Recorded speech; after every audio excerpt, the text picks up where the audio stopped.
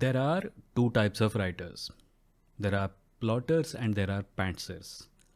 Pantsers are people who pull people's pants down, and plotters are people who have been wronged by pantsers and they plot their death.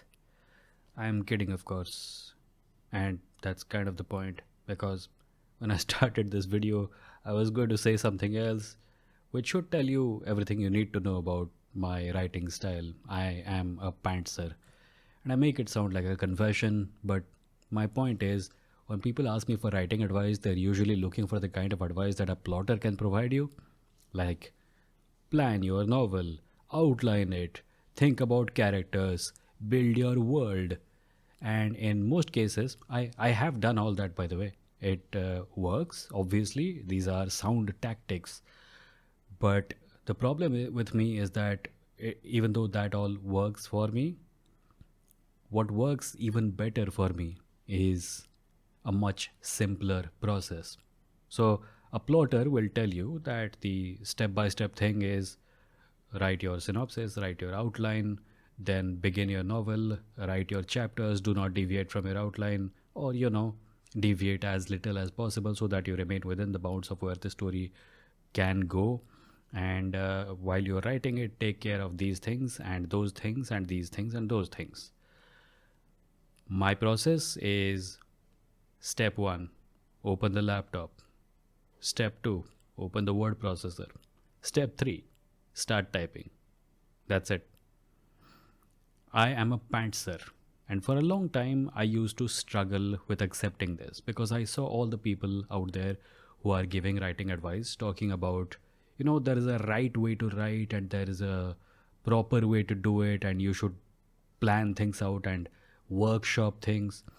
And my process has always been that I get an idea, I have a vague feeling, or rather a taste of what it feels like, and I start typing trying to bring that taste to life. And what I end up writing is shit, because obviously what was in my head felt better. And when I write it, it turns out to be terrible, and then I edit it. So my process is add another step to it. I sit down, I start typing, and when I'm done typing, I edit what I've written. In all my years of writing, this is the one thing that has become clear to me, and that is that I'm not much of a plotter. I'm not much of a planner. Even though if push comes to shove, I can create solid outlines. But when it comes to bringing those outlines to life, I hit a wall. And that is because I don't know if I'm the first person to say this, and I'm reasonably certain that I'm not. I think I heard Brandon Sanderson talk about it in one of his online lectures. If I write an outline down, I feel like I have already written the story down. So, writing the outline down is counterproductive for me.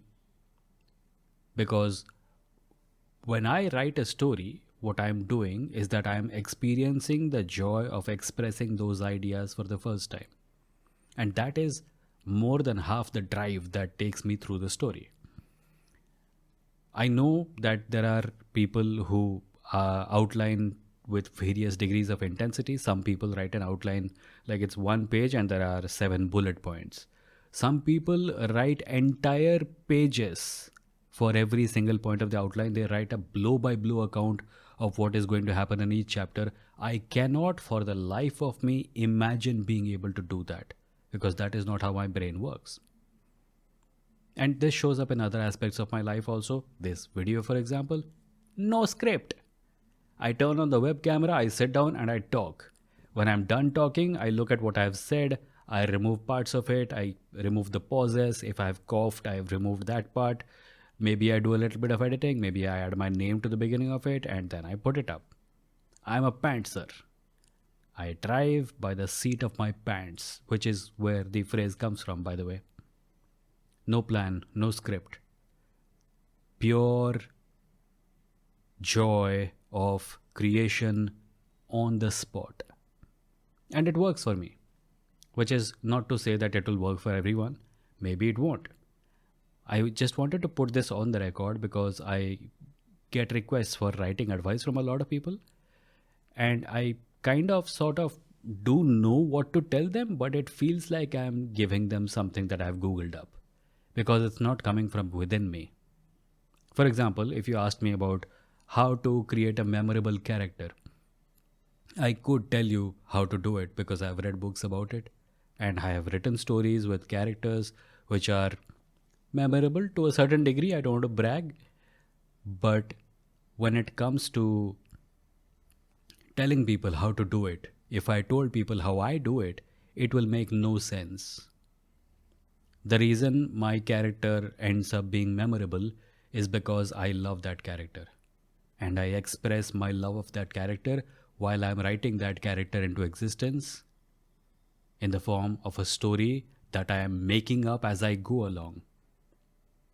Fiction is made up stuff. It's all made up anyway. I seem to remember some years ago George R. R. Martin was saying, "Okay, stop asking me about who the people are who live on that island several thousand miles away from Westeros in the east.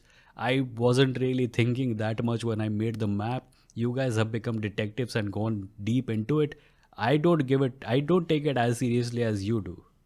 The joy of pantsing, the joy of writing by the seat of your pants is that you discover your story. It's almost like reading. It's almost like if you're reading a novel, you find out what is happening. I experienced that thing before you do. It's as simple as that. And I do it while I'm writing the story. Sometimes I won't know what the character is going to do next, and I keep typing and I find out what the character does. The character does it himself. It's almost like I'm not really creating the thing, it is just flowing through me from some other source. Now, I'm an atheist, so I don't believe in God or supernatural entities, so I will have to conclude that it is a trick of my mind where my brain is creating stuff on the subconscious level and my conscious mind is unable to completely comprehend how that is happening, and frankly it doesn't give a shit because what matters is that the story ends up being on the page in a readable enough format. None of this of course means that I don't need a plan. It just means that that plan is in my head. I'm like Indiana Jones. I go attack the enemy and someone asks me, "Do you have a plan?" And I'm like, "I'll figure it out." Yeah, I'm that guy. Pantsers are those guys.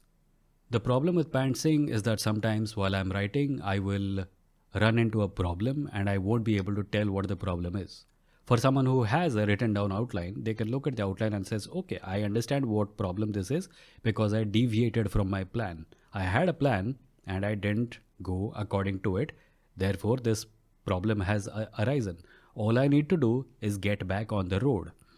With me, there is no road. The plotter, the planner, is on a road.